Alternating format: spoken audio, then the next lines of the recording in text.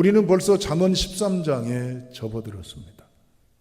이 장수를 더해갈수록 놓쳐서는 안 될 잠언서에 흘러가고 있는 고고하고 유일하고 강조되어 있는 강조점 하나가 있습니다. 표현들은 제각각 다르긴 하지만 결국 만나는 결론의 꼭지점이 있어요. 따라합니다. 행복하려면 하나님을 사랑해야 합니다. 아멘. 여호와를 경외하는 게 기본이요, 근본이요, 출발점이요, 과정이요, 종점이요. 내 삶의 10월달 동안 살아오시면서 그래요, 핑계 줬죠. 바쁘다가 보니, 살다가 보니, 이러다가 보니 이렇게 되었습니다 라고 그럴싸한 논리나 합리화로 하나님 앞에 궤변을 늘어놓을 수는 있어요. 그러나 오늘 하나님은 새롭게 출발을 우리에게 요구하십니다. 나를 조율할 수 있기를 주님의 이름으로 축복합니다. 그렇다면 어떻게 우리가 조율해야 될까? 읽었던 말씀에는 세 가지의 새겨야 될 조율의 원리가 있고 이 음을 맞췄을 때 우리가 누릴 행복에 대한 중대한 복음이 있습니다. 다 같이 12절 말씀 읽어보세요. 12절입니다. 시작.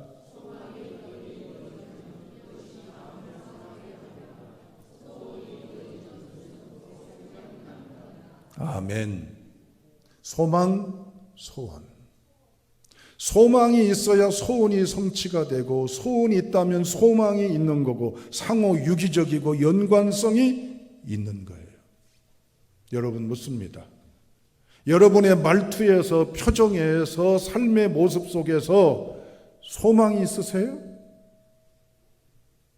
여러분 어두운 얘기, 칙칙한 얘기, 무거운 얘기, 불행의 얘기, 눈물 나는 얘기, 슬픔의 얘기 말고 기대적이고 생동감 있고 생명에 대한, 미래에 대한, 나음에 대한 간절한 열망이 있으십니까?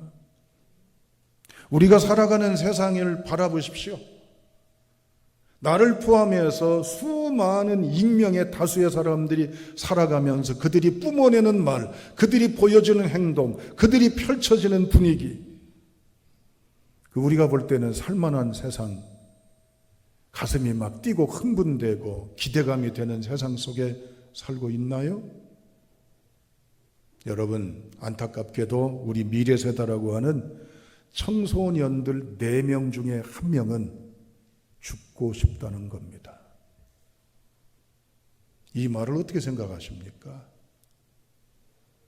꼭 죽고 싶다는 표현이 아니어도 그만두고 싶다, 포기하고 싶다, 사는 게 너무 고달프다. 아니, 어린 것들이 어리다고 폄하하는 건 아니에요. 얼마나 휘황찬란한 인생을 경험했습니까? 그들은 부모의 보호 아래 학교 다니고 하는 일상에 한정되어 있는 삶을 살아가지만 4명 중에 1명이 꿈꾸는 미래는요, 깜깜해요. 이건 누가 만든 일이고 그들에게 누가 그런 어둠의 것을 심어줬을까요? 우리들입니다. 우리들도 다를 바 없어요. 얼마 전에 말씀을 드렸습니다. 지금 우리는 전쟁 중에 있다고. 이스라엘과 하마스 간의 전쟁 말하는 거 아닙니다. 러시아와 우크라이나와의 전쟁을 말하는 게 아닙니다. 보이지 않는 총성, 살아남아야 되는 긴박한 생존, 팽팽한 삶에 이제는 숨막혀 오는 이 숨가쁨, 그게 뭘까요? 생존 전쟁입니다. 이 세상에서 살아남아야 되잖아요, 여러분. 그래서 버틸 수 있는 돈도 벌어야 되고, 이 세상의 사람의 틈바구니를 뚫고 나갈 수 있는, 설 수 있는 권능의 제반 여건을 가져야 되잖아요. 얼마 전에 말씀을 드렸습니다. 잘 나간다는 세계 나라에 33개 국가 가운데 우리나라가 1등 금메달 그랑프리를 차지했습니다. 그게 뭘까요? 수치로 환산하니까 1845조 3천억 원. 말씀드려서 아시잖아요. 달러가 그만큼 있는 게 아니에요. 흑자를 그만큼 냈다는 게 아니에요. 뭐요? 개인 가계 부채예요. 1년 동안 장사해서 실컷 벌어들인 총액보다도 4%가 더 많은 100.4%의 104%의 가계 부채율이 오늘 우리가 짊어지고 살아가는 무게요, 이 땅에 살아가는 현실이기도 합니다. 한국은행에 따르면 가계대출을 받은 사람이 1977만 명이래요. 제가 설교 준비하면서 좀 찾아봤거든요.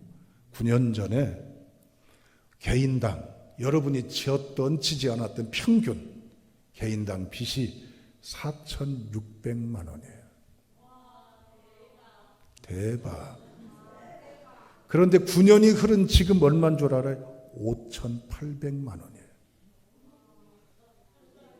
여러분이 빚진 적 없잖아요. 그러나 평균치의 빚이 1인당 다 따져보니까 저도 5,800만 원, 다 5,800만 원. 왜 기분 나쁘세요? 표정들이 왜 그래요? 이 빚이 우리에게 있다 그 말이에요. 빚을 갚아야 된다 그 말입니다. 사회 분위기가 그렇다라고 하는 거예요. 실컷 벌어가지고 써보지도 못하고 이자에다 다 갚는 게 11명 중에 1명. 실컷 벌어서요, 겨우 이자 갖고 원리금 갚기에 급급한 사람이 소득자의 절반이 이런 행동을 하고 있어요.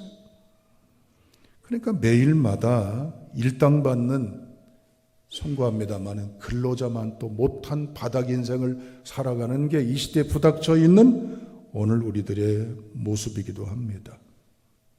이 시대의 소망은 어디에 있을까요? 무엇이 이 시대를 끌어올리는, 웅덩이에 빠져있는 우리를 끌어올려 살리는 소망일까요? 본문의 소망은 히브리어로 티크바라고 합니다.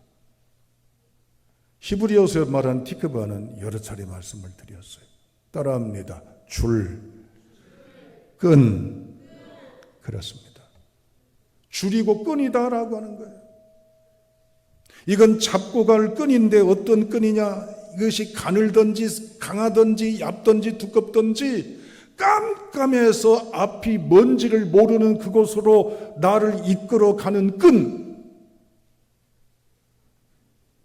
나를 이제는 딱 닫아버린 이 포로된 곳에서 그나마도 방향을 찾을 수 있도록 이끌어가는 끈. 지쳐있는 나에게 떨어져서 나를 끌어올리는 생명의 끈. 그게 뭡니까? 소망인 거예요. 모든 매사가 기대감이 없으면요, 무슨 삶의 의미가 있겠습니까? 돈 버는 목적도 기대감이 있어야 되고, 공부하는 것도, 결혼 생활도, 아이 낳는 것도, 애들 길러가는 것도, 직장 잡는 것도, 모든 노예에 대한 것도 뭔가에 대한 기대감, 소망, 보이는 가능성이 있어야 되는 건데 그렇지 못하면 어떻습니까? 여러분, 만약에 집에 강도가 들어왔어요. 어떻게 하는 게 가장 적절한 대처일까요? 일부 예배 때는 달라는 돈 다 주면 된대요. 그러나 돈 이상의 것을 요구하면 어떻게 해야 돼요? 맞아요. 112에 전화해야 된대. 네. 강도 만나면 치안을, 나를 보호해줄, 나를 구해줄 치안 해당 행정처에 전화하면 될 거 아니에요. 경찰서에 말이죠. 그러면 출동하든 기독 타격대가 오든 위기에 처한 나를 구해주잖아요. 그럼 묻습니다. 인생의 절망에 빠지면 누구를 찾아야 돼요? 누구를 찾아야 돼요? 빨리 대답하세요, 여러분들. 지금 신문조서 받는 거 아닙니다. 내가 절망에 빠져 있을 때는 누구를 찾아야 누가 나에게 와서 누가 나를 구해주죠? 그럼 묻습니다. 여러분 삶 속에 이러한 하나님이 내 입술에서, 내 생각 속에서, 내 의지 속에서, 내 몸짓 속에서 하나님이 나의 소망이라고 하는 확신이 있어요? 그 하나님이 전라도면 저 짝에 갖다 버리고 그냥 내 얕은 꾀, 내가 알고 있는 사람 몇몇 붙잡고 이거 어떻게 하면 좋지라고 묻기에 급급하고 답이라고 하는 다수의 가장 타당성 있는 답을 구하려고 하는 어리석음들이 얼마나 많습니까? 다윗은요, 그가 경험한 인생을 구렁텅이로 얘기합니다. 웅덩이로. 시편 40편 2절에 나를 기가 막힐 웅덩이와 수렁에서 끌어올리시고 내 발을 반석에 두사 내 걸음을 견고하게 하셨도다. 아멘. 웅덩이에 빠진 나를, 수렁에 빠진 나를 끌어올려 살려주신 분이 누구라고요? 하나님이요. 다윗의 체험이요, 임하신 하나님이요. 그 하나님은 지금도 나와 함께 하시고 내 삶에 임하시는 거예요. 이러한 하나님을 의지하시는 성도가 될 수 있기를 주님의 이름으로 축원합니다. 인간이라고 하는 건 그리스어로 안드로포스라고 한다고 그랬잖아요. 안드로포스, 위를 바라본다는 뜻입니다. 왜 사람이 위를 바라본다는 건 하늘, 창공을 단지 바라본다는 거 아니에요. 그들의 언어로 말하면 신을 바라본다. 우리의 용어로 말하면 하나님을 바라볼 줄 아는 게 나요. 사랑하는 여러분, 결단하십시오. 지난 10개월 동안 우리가 헛방향으로 헛삶을 살아왔을지라도 오늘 이 자리에서 하나님의 말씀 앞에 나를 비춰 조율할 수 있기를 주님의 이름으로 축복합니다. 하나님이 아닌 것들의 의식에 매여 지냈던 우리라면 하나님이 붙잡으시는 은혜 안에 하나님이 나의 소망임을 결단하시어 하나님의 소망의 고백과 소망의 걸음과 소망의 삶이 될 수 있기를 주님의 이름으로 축원합니다. 두 번째 13절 읽어보시죠. 시작.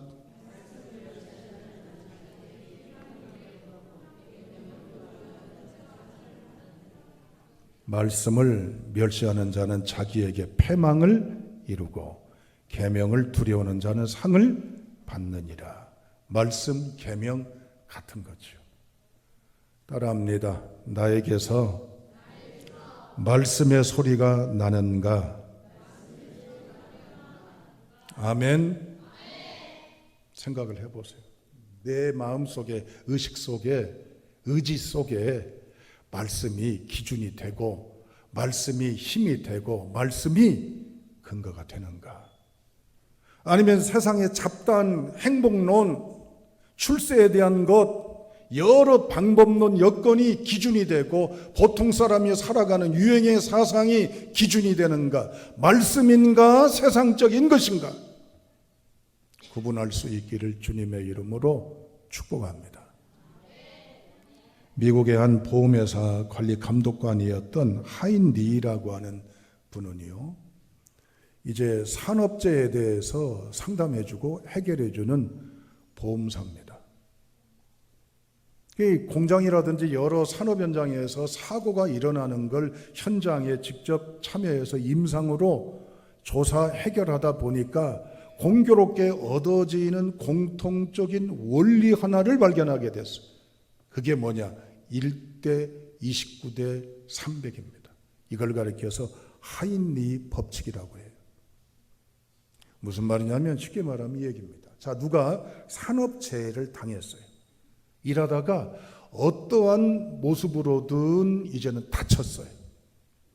그러면 한 번 다쳤지만 이미 일찍이 29번의 이 과정이 될 수밖에 없었던 위태로웠던 상황이 있었다라고 하는 거예요. 그런데 29번만 있었냐? 그게 아니다고 하는 거예요. 이미 300여 번 이상 내게 불안한 징후나 사고 날 징후나 위험한 것이 있었는데 대충 그냥 그럭저럭 넘어가서 결국 딱 한 번의 일에 그는 장애자가 되었고 산업재해자가 되었고 부득불 실직 퇴사자가 되는 불행자가 되었다는 얘기입니다. 여러분, 우리도 그렇습니다. 괜찮아, 아무 일 없었어. 지금까지 무슨 일 있대? 아무 일 없었어. 잘 지냈어. 이까짓 정도는 뭐가 어때서 지금까지 그래 왔는데 라고 가볍게 여겼던 것들이 혹 내 삶의 주류가 되어 있진 않습니까? 성경은 아들아 자녀야 그러면서 촉구합니다. 뭡니까? 하나님의 지혜, 말씀을 붙잡고 살라고 솔로몬은 애타게 자녀들에게, 국민들에게, 믿음의 사람들에게 말합니다. 여러분, 우리 속에는 하나님의 말씀이 약속이요, 소망이요, 보장이요, 권세에 붙잡는 은혜의 고백자가 되어야 될 줄로 믿습니다. 우리 상식과 경험, 고집 별거 아니에요. 아무것도 아닙니다. 내 꾀 산산조각납니다. 내 가진 건강, 시간, 재물, 지위 이제는 깨져버리고 맙니다. 이렇게 헤매는 인생들에게 솔로몬은 일찍이 잠언 1장 22절에 우리가 듣기에 참 거북스러운 표현으로 이렇게 표현합니다. 너희 어리석은 자들은 어리석음을 좋아하며 거만한 자들은 거만을 기뻐하며 미련한 자들은 지식을 미워하니 어느 때까지 하겠느냐. 방금 들었던 얘기 이렇게 마음 나쁘진 않죠? 그런데 공동번역 성경에는 이렇게 나왔다고 일찍이 말씀을 드렸어요. 철부지들아, 언제까지 철없는 짓을 좋아하려느냐? 거만한 자들아, 언제까지 빈정대기를 즐기려느냐? 미련한 자들아, 언제까지 지식을 거절하려느냐? 철부지래요. 미련한 자래요. 거만한 자래요. 멍청한 자래요. 철들으라고 말합니다. 들으라고 말합니다. 그게 뭐예요? 말씀 붙잡고 살라는 얘기예요. 누군가가 나에게 혀를 차면서 아이고 철딱선이 없어가지고 철없네, 철따분이 없네, 철 안 들었네, 그런 소리를 들었다. 어때요? 속상하죠? 내가 그래도 어른이고 이만큼 지냈는데 나보고 철부지래요. 성경은요 직설화법으로 얘기해요. 혀를 차면서 아이고 철부지들이라고 말이죠. 목사인 저에게 하는 말이에요. 여러분, 철들었다는 얘기는 뭐예요? 쇳덩어리를 말하는 거예요? 그걸 가졌다는 얘기예요? 아니지요. 계절, 때를 말하는 거예요. 철들었다는 얘기는 계절을 안다는 얘기예요. 적기를 안다는 얘기예요. 어떻게 해야 할지를 안다는 얘기예요. 오늘 하나님 우리에게 말씀하십니다. 말씀에 의해서 온전하게 되면 이제는 상을 받고 말씀을 멸시하면 패망을 이룬다라고 성경은 우리에게 권하고 있습니다. 말씀으로 돌아오시길 주님의 이름으로 축복합니다. 하나님의 말씀을 붙잡는 자에게는 생명이 있지만 하나님의 말씀을 경홀히 여긴 자에게는 패망이 옵니다. 결단하시길 주의 이름으로 축복합니다. 이제 마지막 14절 말씀 읽겠습니다. 14절입니다. 시작.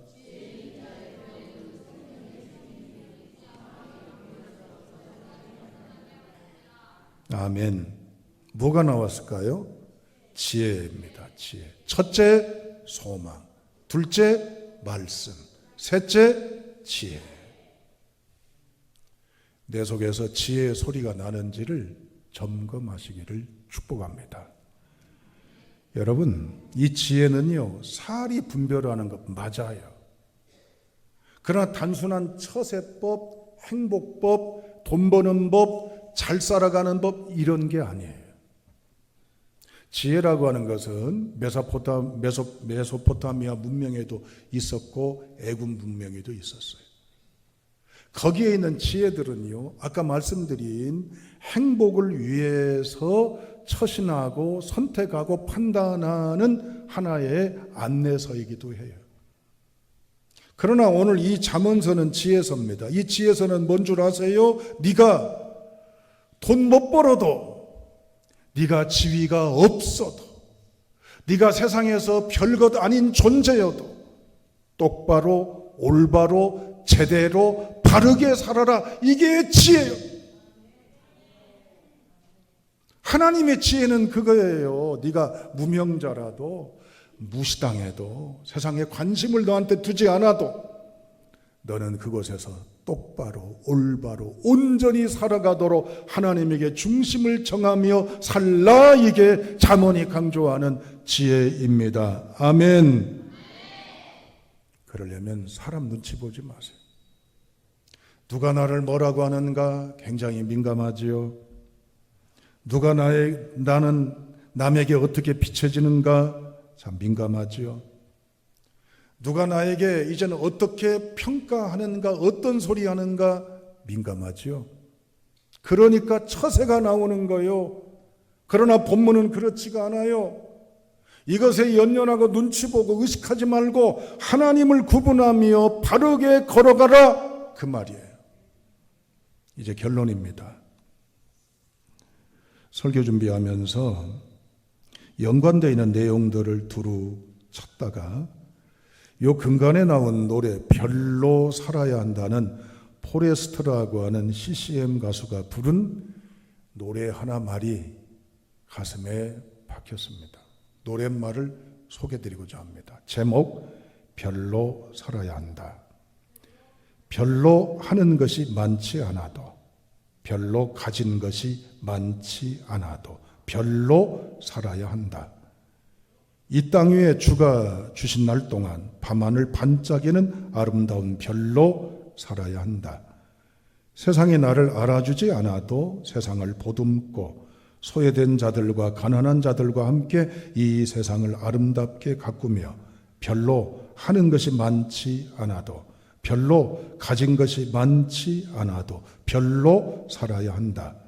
이 땅 위에 주가 주신 날 동안 밤하늘 반짝이는 아름다운 별로 살아야 한다.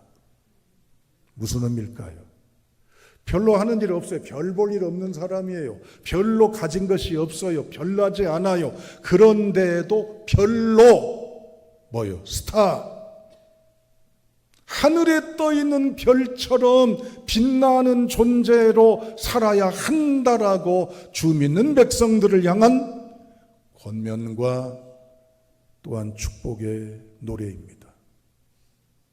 사랑하는 여러분, 하나님이 일주일을 통해 10월을 보내고 11월을 맞이하는 갈림길의 선택도로 가셨습니다. 옛날처럼 사실래요? 새롭게 맞이하실랍니까? 이전의 방식대로 살아가실래요? 새롭게 힘들고 어려워도 익숙하지 않아도 주가 원하시는 말씀의 복음대로 살아가시렵니까? 결단하십시오. 나를 튜닝하시기를 바랍니다. 나를 맞추십시오. 늘어졌으면 제대로 맞추고 팽팽하면 좀 늦춰서 제대로 맞추십시오.